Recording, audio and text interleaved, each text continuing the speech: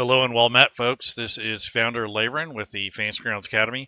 Today I'm going to be taking a look at creating encounters based off an image or text prompts, also using AI generative tools and the Fantasy Grounds Unity platform.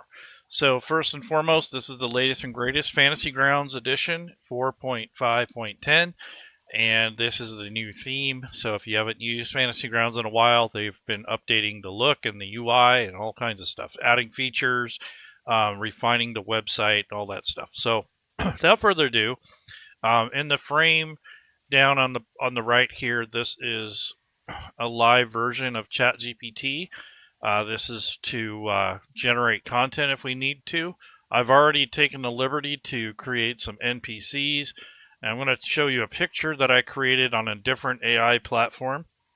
And they turned out pretty nice. I'm pretty excited about how the results came out. I've used Midjourney and ChatGPT with some success on making images, but I've been using another tool that's actually a lot more consistent, and it does exactly what I want. So, you got to pick your battles with AI tools. You don't have a whole lot of control over them.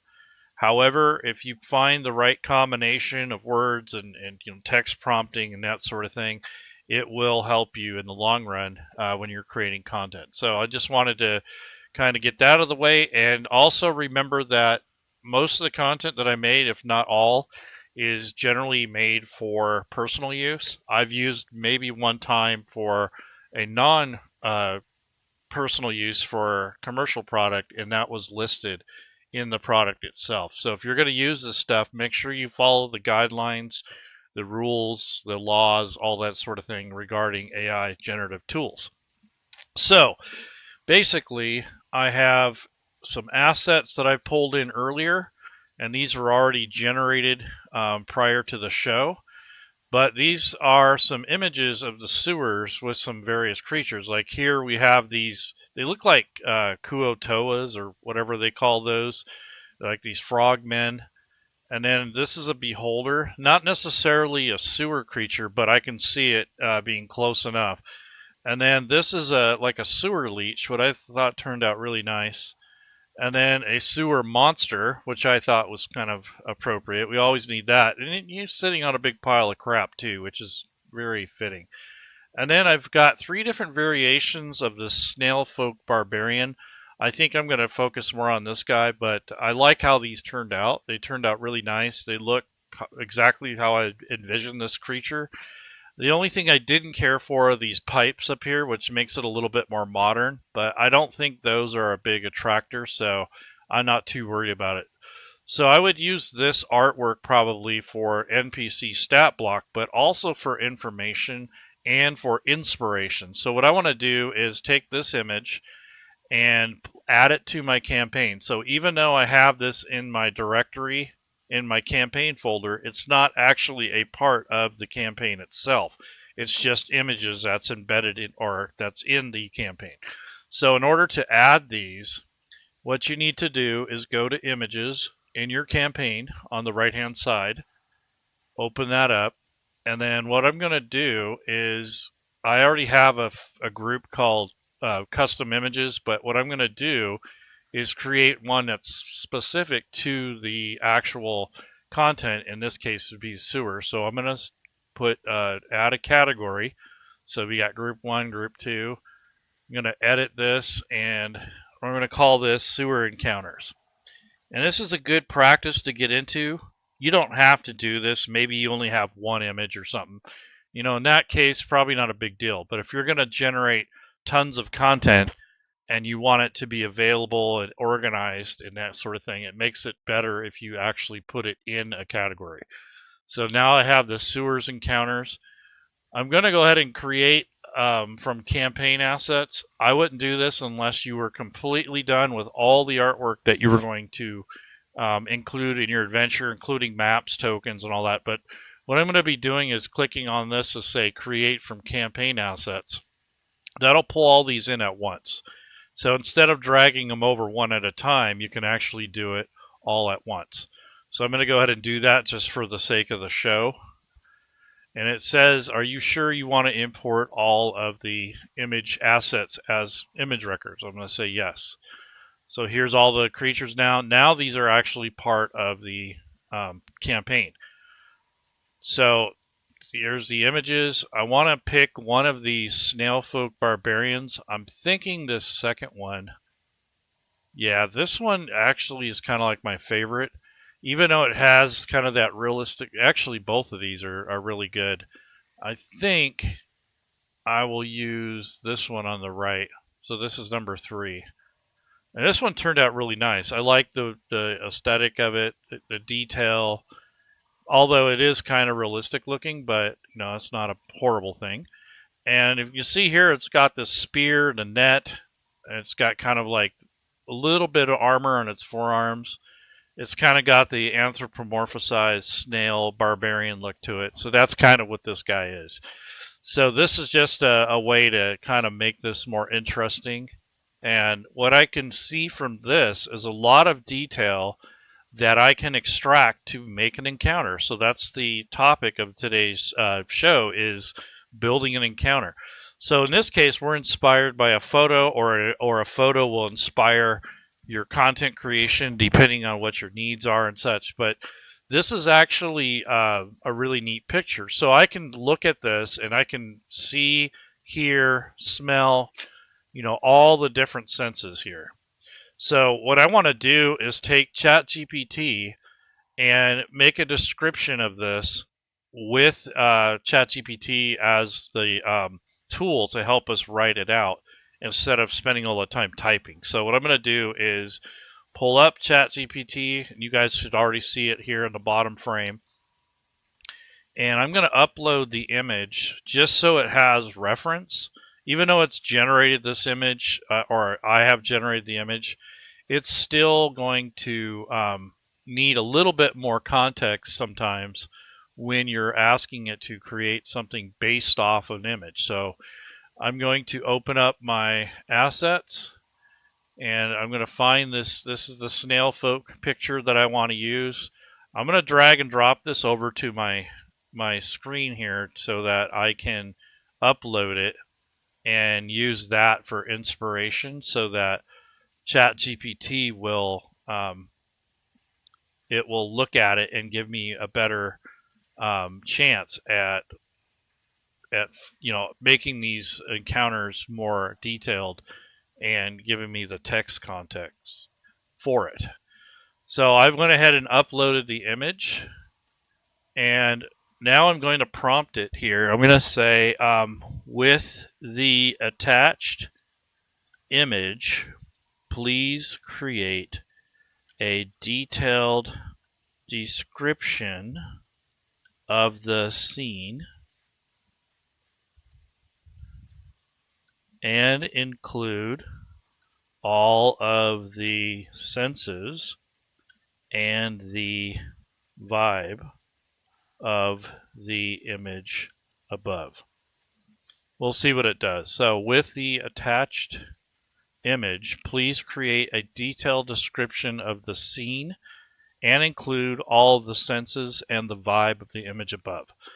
So we'll see what it does. So it can analyze the image. I don't know if it actually recognizes the full shapes or not, but it does see color and numbers and, you know, that sort of thing. So I'm not sure how it interprets it, but it does a pretty good job. So here's, wow, it says the scene depicted in the image is dark, ominous, and drenched in a heavy atmosphere of decay and danger.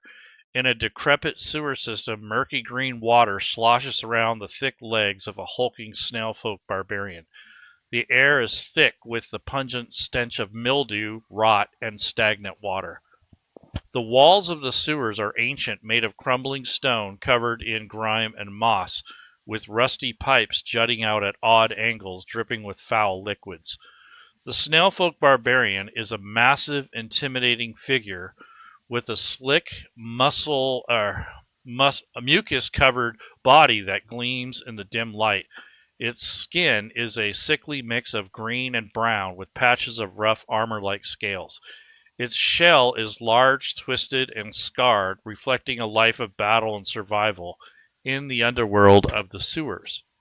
Yellow slime drips from its face, and its glowing eyes exude a sinister intelligence.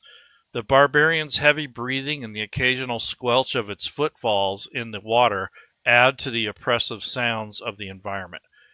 The feel of the air is cold and damp, clinging to the skin in almost suffocating heaviness. The wet, rotting leather of the barbarian's tattered armor gives off a musty, earthy scent. As you stand in this scene, you can almost taste the metallic tang of rust and the bitterness of the filth that permeates every corner of the sewer. So this vibe that it's giving off is kind of like a primal strength, corruption, and survival. The Snail Folk Barbarian radiates a sense of power that comes from its harsh, unforgiving environment. It seems like a creature born of the sewer's filth and waste, embodying the brutal, predatory nature of the subterranean world. This is a place where the strong survive, and the Snail Folk Barbarian is a king in its grim, polluted domain. That's a really nice, very, very nicely written background. I wish I had that much talent. This is kind of a neat way to generate content quickly, especially when you're doing a lot of homebrew. And over this last 3 or 4 months, I've been doing a lot more videos on this because I think the award or reward for a GM is when you start making your own content, you have a lot more control over it and you know what's going on with it. When you are presented with a pre-made character or a pre-made adventure, it's already done. It's set in stone pretty much. I mean, you can adjust it and add things, take things away, but I kind of don't always appreciate content that's written by others, only because half the time the quality's kind of so-so, and who am I to judge? You know, I could be wrong, but I think a lot of the content that I've looked at isn't all that great. And sometimes the connection points of the plot and the artwork and sometimes the maps are black and white, you know, all this malarkey. I just get sick of the quality sometimes. I do like the convenience of having everything there and just being able to run it. The downside of it, though, is that pretty much everyone knows what's going on with that adventure by the time you get around to running it. So you have to hope that you got decent players that don't play off that knowledge too much. I don't mind if they play off it a little bit because that kind of adds to the immersion. But when they know everything about the main plot and stuff, I don't know how fun it is, you know, and especially if you have a new person that doesn't know what's going on and everyone else knows. I don't know if that's a good experience or not, but nonetheless, this is building encounters and taking the information from this image and describing the scene. And then we're going to make assets based on that. So we're going to make a stat block. We're going to make a table probably. We need to create a hazard, maybe a slip hazard. There's all kinds of things. So let's, I'm going to see what ChatGPT says. So within the context of the information above, what hazards are visible or unseen? So what we're going to ask for some inspiration here, and this way we might be building some assets based on that. So I was thinking like one hazard, one disease, you know, something like that. We'll see. I want to see what it says. I'm curious because sometimes it comes up with some brilliant stuff, and sometimes it's off the wall. But in most cases, it's pretty good. It'll do. So visible hazards: murky, polluted water. Stagnant green water is likely filled with toxins, debris, and harmful bacteria. Walking through it might not only slow movement, but also expose characters to disease or poisons. Hidden objects like sharp debris or even small predators might be lurking just below the surface. Rusty pipes and dripping liquids. The corroded metal pipes overhead could be leaking dangerous chemicals or volatile gases. A sudden rupture could spray caustic liquid or trigger an explosion, especially if ignited by a spark, you know, because sometimes your party might have a torch. Crumbled stone walls. Decaying stone walls are brittle and there's a constant risk of a collapse. Loose stones and debris could fall potentially trapping or injuring anyone below. Then it says hidden traps for hazards, underground predators, toxic fumes, diseased environment. That's pretty good. So that alone is enough content to really build upon. Because I mean, you got the description, and then you have all this stuff. So now let's start thinking about how we want to tackle this. So I want to ask it to create a stat block for the Snail Folk. So I'm going to say create a DnD5e stat block for the Barbarian Snail Folk above, and use the proper text formatting and layout for the Fantasy Grounds platform. So I want to make sure to tell it. Sometimes if you're not specific enough, it'll just write it however it wants.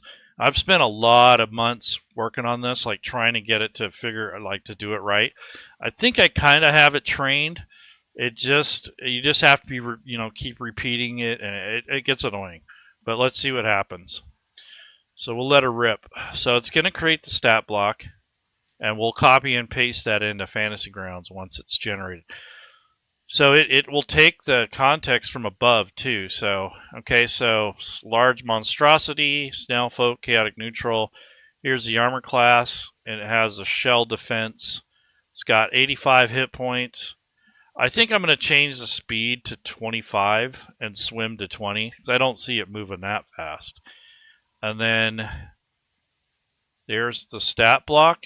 So it's got a high con, high strength, okay dex, high wisdom, and low charisma and lower intelligence. Then it has damage resistance to poisons and condition immunities to poison, which is kind of cool. It understands common but can't speak. So it's amphibious, shell defense, so it can increase its armor class to 19. Let's see, grappler. So the Snail Folk Barbarian has advantage on attack rolls against any creature grappled by it. Toxic slime. Any creature that touches it or grapples the Snail Folk must succeed on a con or become poisoned for 1 minute. That's pretty gnarly. I don't know about the toxic slime. I think it's a little much. Okay, so what I'm going to do is I'm going to have it change a few things. So I want it to change. Let's see, I wanted to change movement, change walking speed to 25 feet.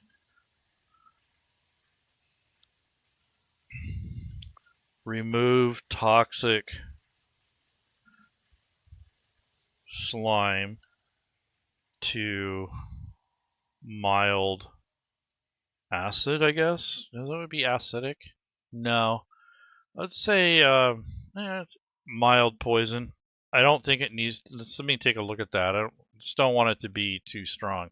Yeah, that's fine. I'll leave the toxic poison. And it only occurs if you touch them anyway, so it's not like you can spit it out at you or something. So that's cool. It's not a range. If that was a ranged attack, I might consider changing it to 1d4, something like that. But in this case, I think it's fine. So he's got a multi-attack, so he makes 3 attacks, 1 with its bite and 2 with its claws.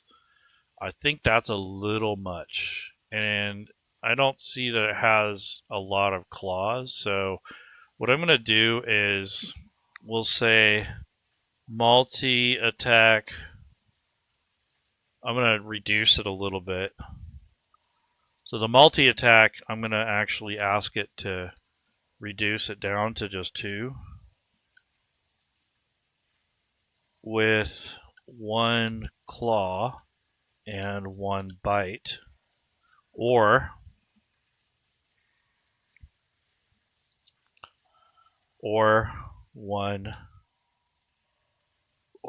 let's see, 1 claw, 1 bite or 2 claws.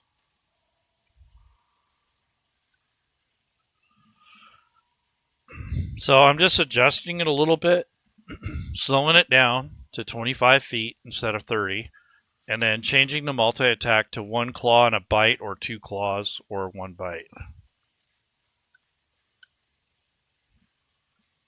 So that way, it's not as overly powered. Because that's one thing got to be careful with making these things, because you can make them a little bit overpowered. And I don't mind that in most cases. It depends on your group and, like, you know, what you're going to run it up against.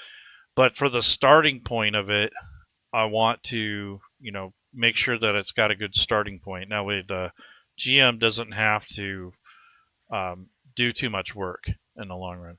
So for the armor class, this is a temporary thing. I don't think it's the whole time, because it's kind of like the turtle. They have their shell defense.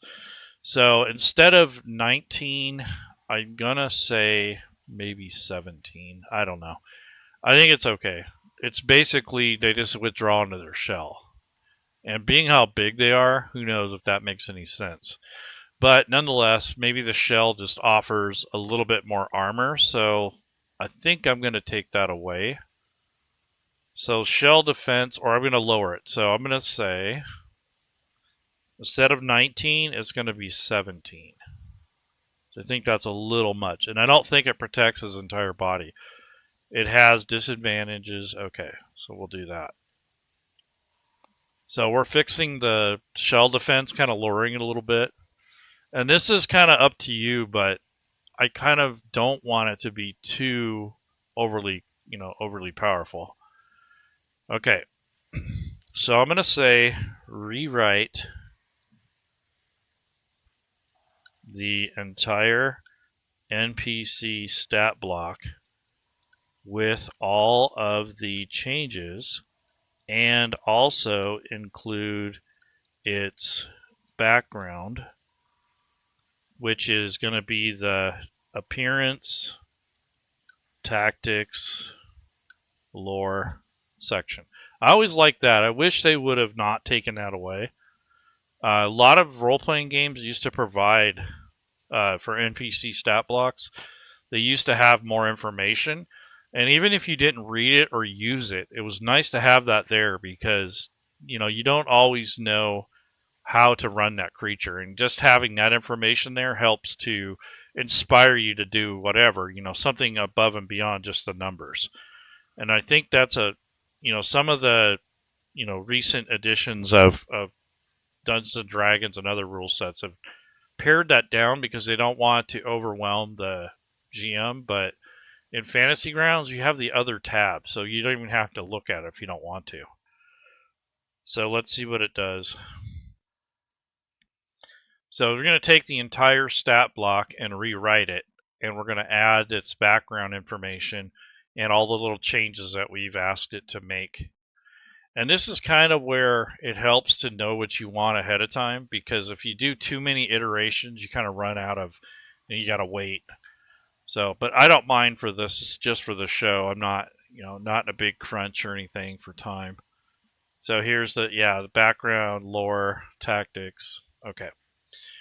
All right, so we're going to add this to the NPC. So if I go to NPCs, I click on that and bring that up, and I already have a group called Sewer Encounters. So that's something I do on just about every show. Every time I make something for myself that's going to complement what I'm doing, or even if I'm going to design an adventure or do a conversion, you want to make groups for each data type if it's applicable. Like I said, if you're only doing one thing, who cares? But when you're doing a bunch of stuff, you want some separation in there. So this is a filter to help you separate out what's yours and what's already loaded. So here's the Sewer Encounters, and I bring up the stat block import tool, and I'm going to start backwards this time. So I'm going to go with the lore, the tactics, and the appearance, and the background. So here's copy, and we're going to go over here on the right hand side. So this is the text, and I'm going to right click and go clean up text. That'll get rid of the extra spaces. And then once we get the other side, we'll add all this stuff in. So these are going to be bold.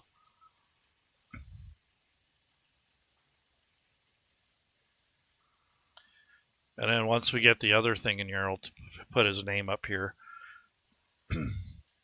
Now here's the stat block. So that goes on the left. Normally I'll start with that, but I started from the bottom, worked my way up. So Snail Folk Barbarian.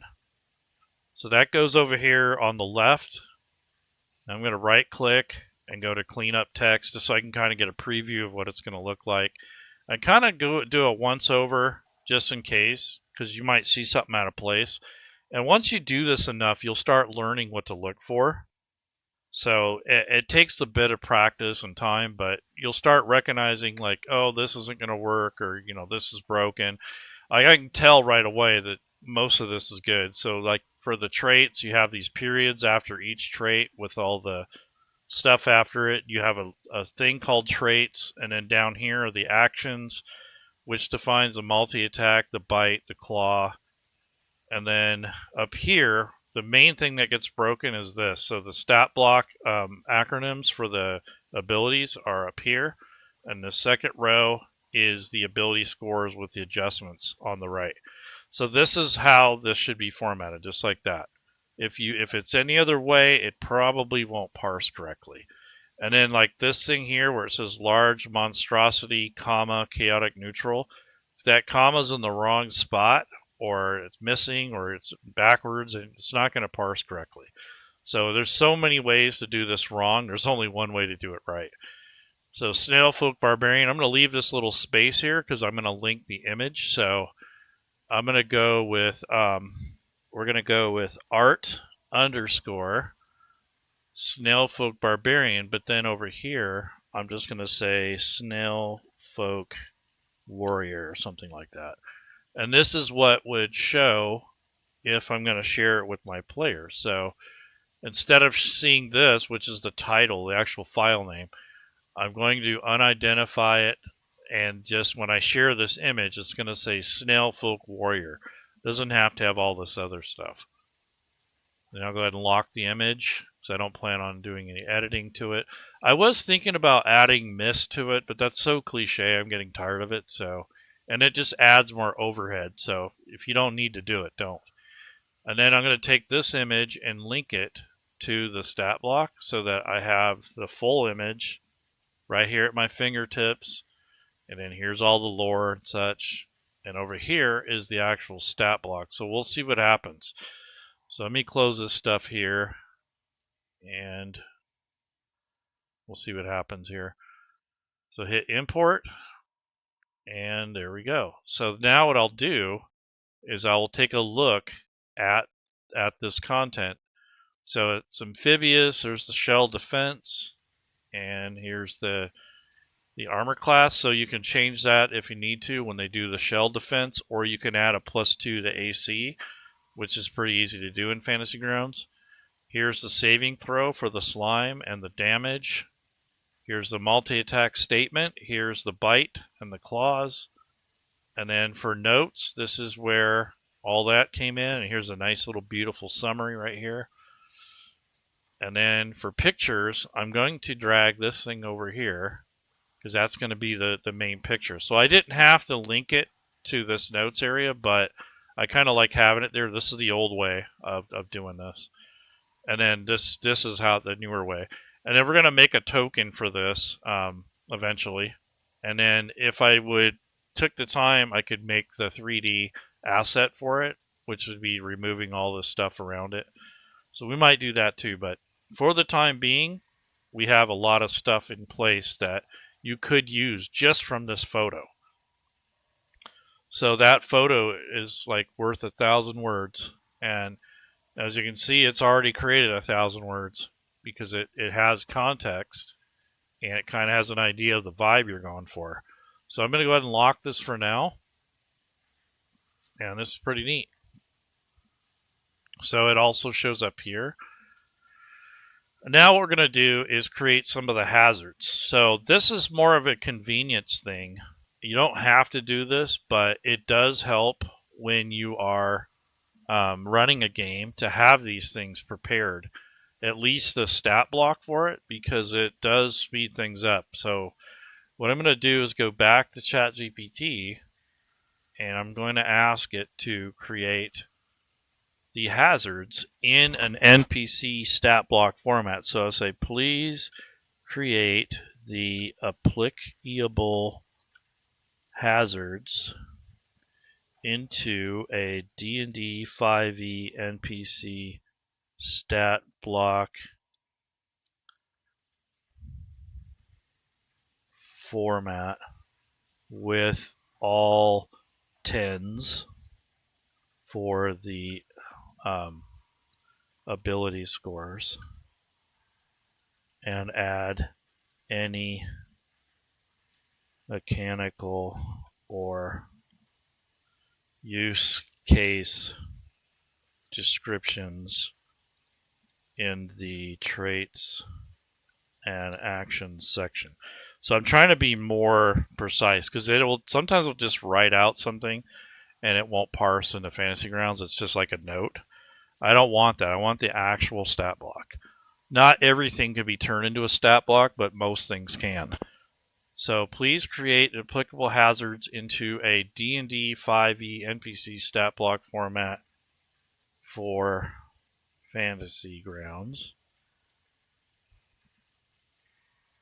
And I'll say use the previous stat blocks for example. We'll see what it does. I hope it does more than just one, but whatever. So this is going to create the hazards. So they're not really creatures, but what the convenience is that you'll have all the stuff you need on there to run it and to kind of turn it into like a stat block. Because like there's saving throws on here, you know, that sort of thing. What is this? HP 15. What? Okay, we'll see. Okay, so what we're going to do is take this, and we're going to see if it parses, because I don't know if this is going to work or not, because it's kind of missing a lot of stuff because it's really vague. We'll see. So I'll go ahead and grab this, and I won't need a big description over here, although it would be nice to have some content. So I want to say describe the use case and the tactics for a GM. So this way, if someone's new to the platform or to the rule set, they'll have something to go on. So we'll do that with that. So this is just, let's see. Oh, okay, this is a multi one. I see. So it did it all together. You know, I don't have a problem with that at all. That makes it so much more convenient, because then I just have one, and then I just drag over the stuff I need. Very cool. I didn't even think about that. So that was a nice little finding here. All right, so here's the tactics. So I'll take this stuff and take this and put it over here, because this is going to help the GM run this encounter or this situation here. And what I want to do is, first of all, I want to take and right click, clean up the text, sewer hazards.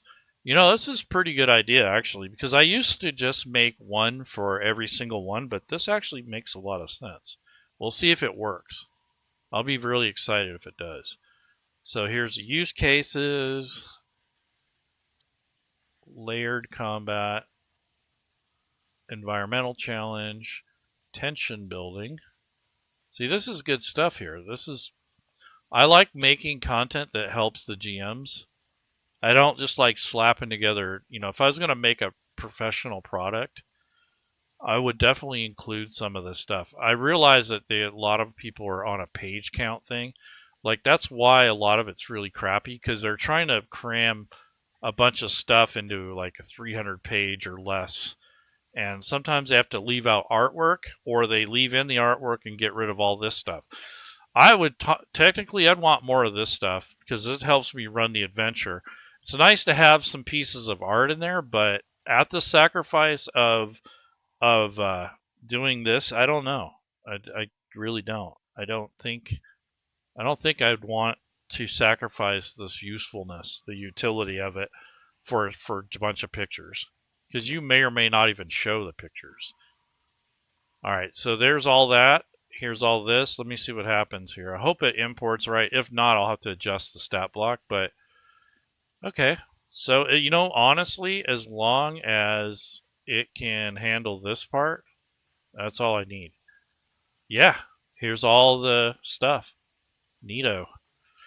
And then I can adjust this if need be. This is just, you know, medium alignment. We'll say unaligned. This isn't a big deal, right? This is just blah, blah, blah. See below. We don't have to have that. We'll say NA. Speed. We'll say 0. It doesn't need any of this stuff. It's immune to all these things. We'll say none for languages. Challenge rating varies. We'll just put, we don't need anything in there. For XP, you can put something like, let's put 50. So if someone disarms or detects that, they can, you know, they can do it. We can just say this is a quarter challenge rating.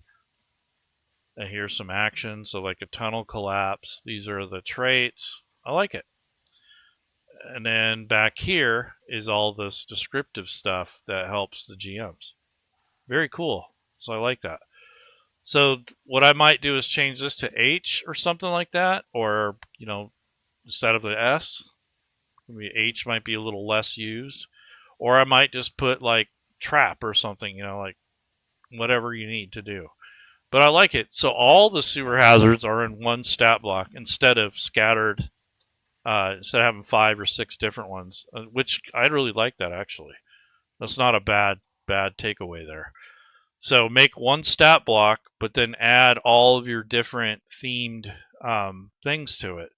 So that could be, you know, if they're related. I think if they were totally completely different things and they were different environments, no, I wouldn't do that. But in this case, it's all for one location, so it's all sewer hazard. So this is a really good way to utilize the power of the platform and not, you know, not bother yourself with problems. So here, yeah, see, these are all parsing. Yep, neato. There we go. So that was easy. I didn't even think I didn't even think of doing that. That makes a lot of sense. Okay, so we have this guy. So where a lot of the work comes in when you're doing this. So this is, you know, we're making the encounter, right? It's not just the NPC stat block. It's the ambiance. It's all that stuff, you know, all the good stuff. So what we can do is we go to books and we can bring up a campaign record. And what we'll do is call this sewer encounters. Guess if I spell it right. Sewer encounters. And then what we'll do is we will put in hazards. Or let's just put in, we'll put this as to intro. Intro. And then new page. And let's, oops, expand that out. So what we're going to be doing here is taking this information that we have and plugging it in. Sewer hazard or sewer encounters.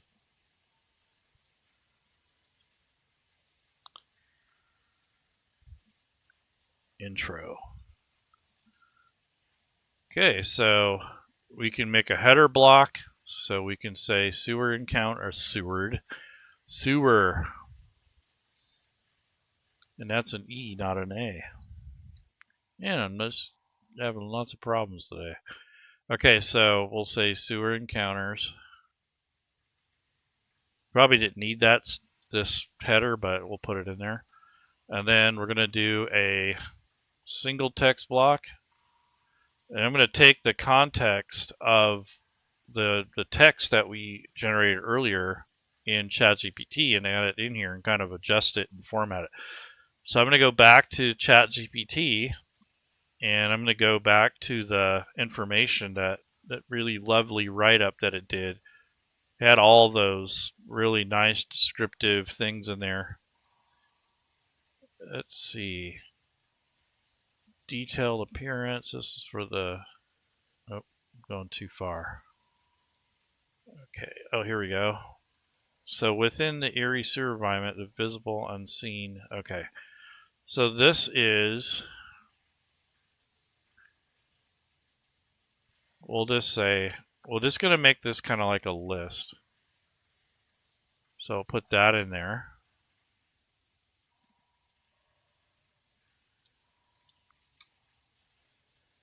And we're going to go back and reformat it, but for the time being. So this part will probably be a header. This part be bold. And then the rest of these bold.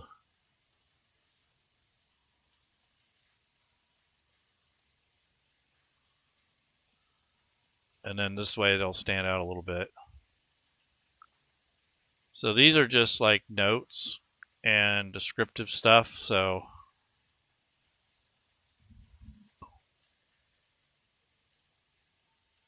not bad. Let's see. Yeah. Okay.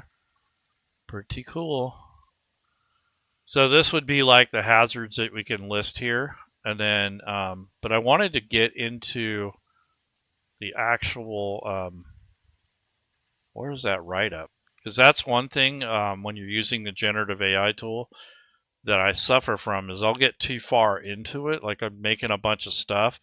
Then I have to backtrack and grab all the things that I generated. So sometimes it's good to do it as you're going, but you know, sometimes you can't. But okay, so what I'm going to do is have it say rewrite the image description section regarding the environment and the senses. This is the thing I like this the best. This is really cool. So rewrite it. So I'm being lazy. Instead of going through and scouring all that stuff, I'm just going to have it rewrite it. This is not a good way to deal with it, though. You should go back and get it. But when you are pressed, like if you have a free account, you don't want to do this too much. Okay, there we go. This is the stuff I was looking for. Hey, it skimped on me.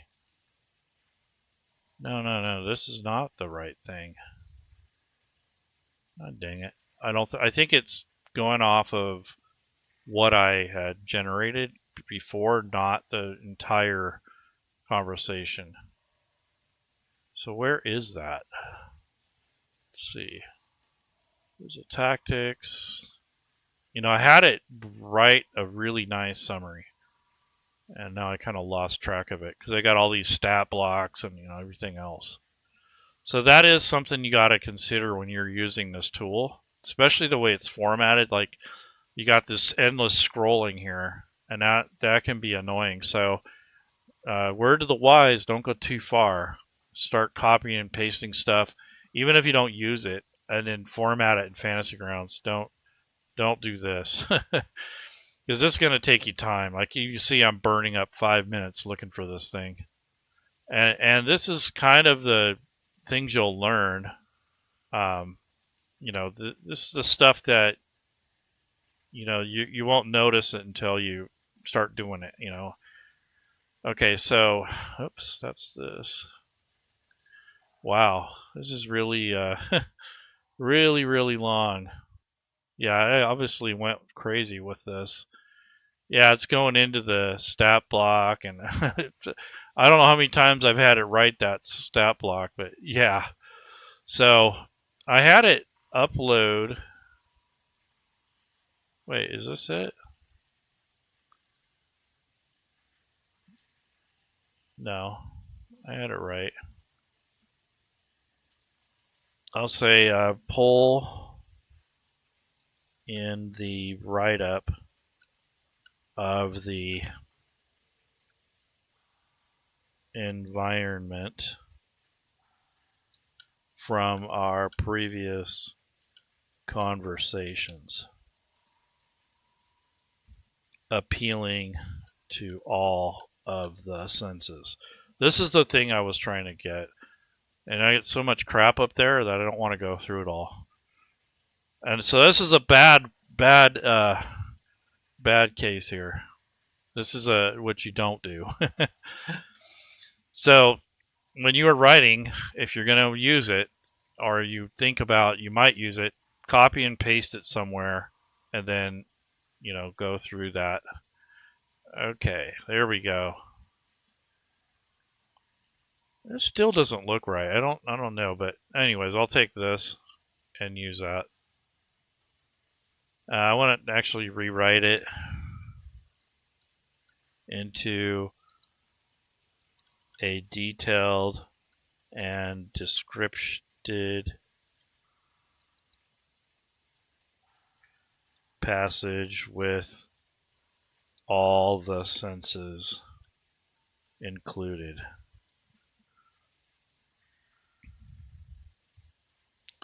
So I like this, but it's not really quite what I was looking for. I'm looking for more like the story.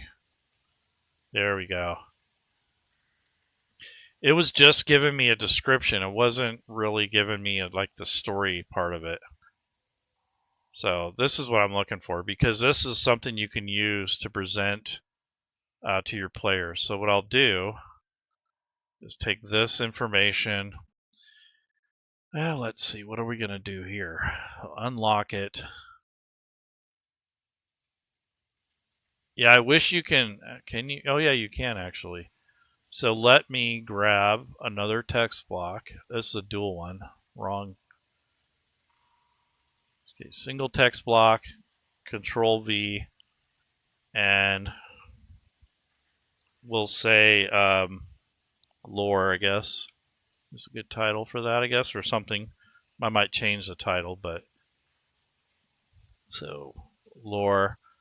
And then what we want to do is move it up. So that's the nice thing is you got these arrows. So if you do it out of order, you have a way to get back to it. Oops, didn't want to do that. Okay, so there we go. So this is the kind of stuff you'll start entering in. So you actually could put the hazards on another page. So maybe I would do the intro, and then the next page would be the hazards. So you can come back to here and you can actually copy this whole page and then go to your second page and hit Control V. Oops. Why did that not copy right? Copy. Oh, okay, copy and then go to the new page and then hit paste. There we go. So you got to use this function up here. And then what I can do is just take this out and then change this to sewer hazards.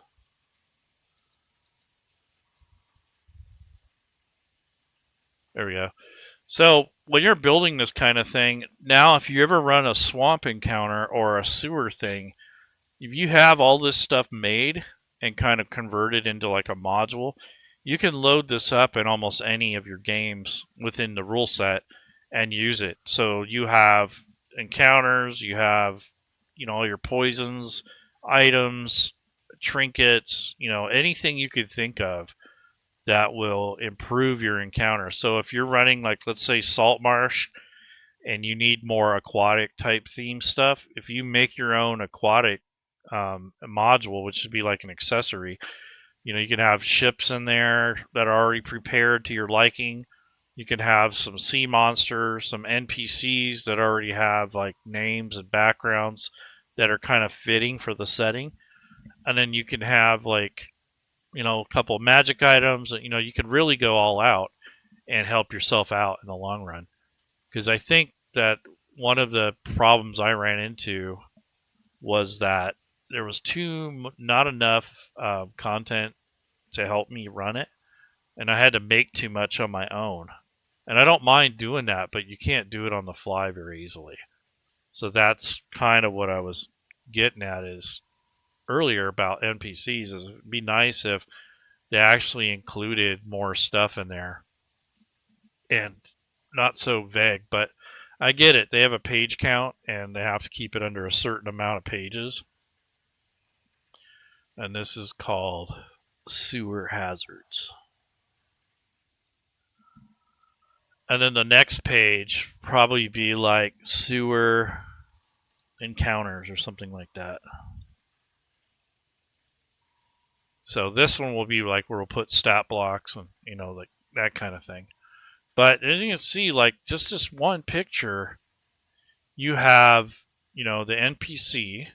You even can make these items. Like this is a spear net. So what they do is they'll jab the person with it.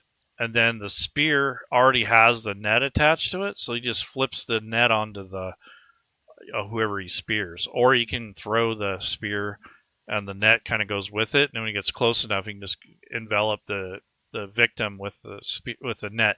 It's like a net spear combo thing. I thought it would be kind of a cool concept if the net was attached to the spear, and it's not meant to be thrown long range. It's basically for jabbing and really short range, but long range I would probably hamper the accuracy of it, but right up close, like point blank, that would work pretty good. But essentially he's got a little bit of armor, so we could make the items. So if you wanted to loot, the shell might be worth something, the mucus, maybe his tentacles or eyes, and then the spear. You could do stuff like that too. And that's all going to take time, though. All this stuff takes time. So I wanted to look at some of the other artwork that I have here. So let's close this campaign book and let's look at not the assets, but images. So here's the other. So this is art. So another thing I do here is if you're going to have multiple images in the same group and they're all different types, I would usually put a leading text. So like this is art. And that would organize part of this list into sort of a second category. So if you have maps mixed in here or handouts or any other asset type, you can use that as a way to separate it out. So when you bring this list up, it's easier to find what you're looking for, and you're not digging through every image trying to figure out which is which. So I've seen adventures like that where it'll say humanoid, frog humanoid. Well, which one? It doesn't really give you a whole lot. So this is just an organizational naming convention thing where you might put a prefix so that when you're using it, it's not going to be difficult to figure out what type of image it is. You can kind of tell sometimes by the context of this, but not always. But I like the sewer monster. Let's take a look at that. Yeah, this is pretty cool. Sewer monster on a pile of manure. So this would be like disease and maybe some slime NPCs. I forgot about those guys. And then, of course, him. So he's got this big maw. I don't think you can surprise him because he's got all these eyeballs. So he's probably immune to surprise attacks. Probably got a decent sense of smell. Maybe tremor sense, depending on how you want to deal with this. And maybe not tremor sense, but then he's got these long arms. So he's probably got a 10-foot reach, potentially. And then, of course, disease. So if he bites you, you can get or scratches you. You can contract a disease even if you get away. That's pretty nasty. So I like it though. Probably make it a large or medium creature, depending on how you want. So maybe you have two variations. Like one is like the normal size ones, and then you might have one big granddaddy one that no one sees, but it's there. Maybe it's like the brood mother, like it's the one that reproduces, and then all the rest of these are like drones, kind of like a colony or hive. I like it. So this is let's do the sewer monster. So redo or rewrite the NPC stat block for the sewer monster. Refer to the previous conversations above. Because I know I already did this, I think. I wanted to make sure. I don't want to redo it unless I have to. Alright, so ideally I would have imported all those as I was going to make it so I don't have to backtrack. And that's kind of a no-no for me, I guess. My own discipline here. Trying to teach you guys, a quicker way to do this, but I'm making more work for myself by one. I should be copying and pasting everything into Fantasy Grounds first, and then going through and making the content, because it gets lost and you're digging through several pages and it's just not worth it. Another thing you can do is compartmentalize. So like just do one conversation with NPCs, one with all your other stuff, so that way it helps you kind of streamline your process. So again, I'm going to go up here to import a PC or NPC. And I'm going to take these tactics and put those over here because I don't need those because they won't parse. It'll throw it off. And then right click and go to clean up text just so I can kind of look to see what it looks like. Hit enter a couple times and then I think the biggest takeaway was that multiple stat block that had all the hazards on it. That was awesome. I'm really excited about it. Now I kind of want to make those just to have them like one for each environment type and just have like for a mountain you might have avalanche, landslide, boulders, some kind of hazard, so you can just grab that one stat block and put it in that environment. That is a really cool idea. Okay, so this is the sewer monster. Let's see what happens. So hit import. And there we go. So, yep, looks right. It takes double damage from fire. So a lot of these creatures in the sewers and swamps don't like fire. So I put that in there for a balance. So here's the tactic. So the sewer monster uses its long tentacle-like arms to strike from a distance, using its reach to pull enemies into range for its diseased bite. It prefers to grapple and drag its prey into the murky water or tight spaces within the sewers where it has advantage. So it will drown you. It doesn't necessarily have to, chew you up. Its amphibious nature allows it to fight effectively in both land and water environments, making it a dangerous predator in the dark, damp tunnels it calls home.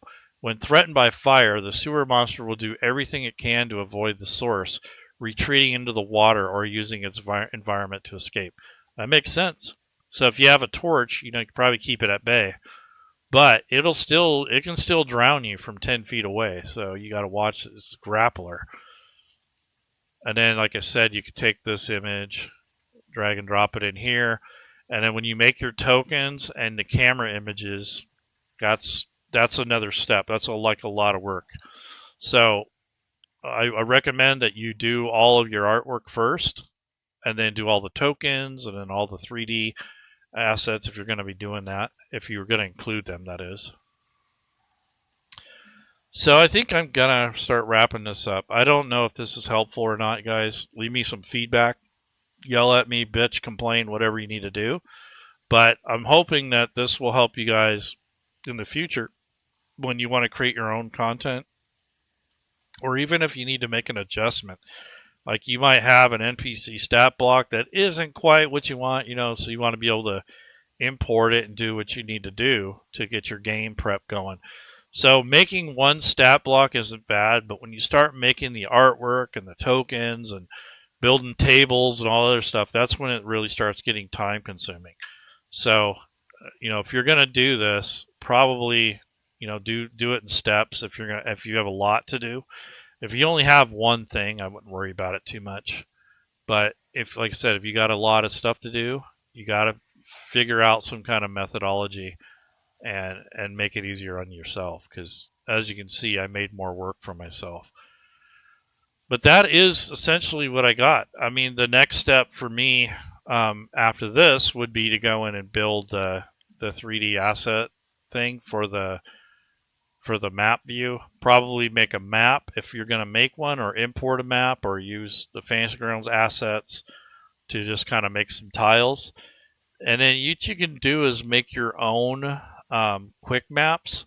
So if you don't have a lot of time to build like the entire labyrinth of the sewer, you can just make the layer and use the Fantasy Grounds assets. So if I go into assets and go back to the home, let's take a look at sewer. I'm pretty sure I remember there's a pack or a kit for that. So when you go into the sewer stuff, I already have sewer maps. And then you also have, let's see, art sewer. This is a tile set. Pretty sure Fantasy Grounds has one. Oh, there's even some tokens here. I've collected quite a few things. Oh yeah, here's some tiles. Oh, this is from the Meanders maps. It's really cool. Yeah, so you can, what's this? Yeah, you can do something like that and dress it up and make it look more like a sewer. Let's see, what else do we have here? Oh yeah, so we got some pictures here. You can use that to show your players if you don't already have your own assets. So you just kind of search through the stuff that you already have and then go from there. I'm surprised there isn't a bona fide. Well, let me go to images. Let's go FG sewer. That might be why. Nope. Sewers. I don't remember what he called it. That's one complaint I have on the assets, is very difficult to find what you need when you need it. Because if you don't know the name of it, or what the collection is, or even what's in it, you're not going to use it. And that's one thing I've been trying to get Smiteworks to create a thumbnail. So what I was thinking about is, so go to assets, and I've made a request for this on the feature request page. But for instance, I'm going to go pull up a module that Chris made. Meanders. These don't have the line of sight on them, unfortunately, because they were made before all this came up. So I'm just going to load this jungle map pack, and this is kind of what I'm expecting, or that I want them to do. So on the website where they sell the art packs, and also in Fantasy Grounds, would be an art image, and Meanders in use. This is a map sync sample. So here's the module thumbnail, selection panel. So what I was hoping is that they would do something like this. Now, they don't necessarily have to have these shortcuts, because what this does is it gives me, I could pull these up quickly because I can see what maps are what. And this is so much easier to do this than trying to go through the asset folders.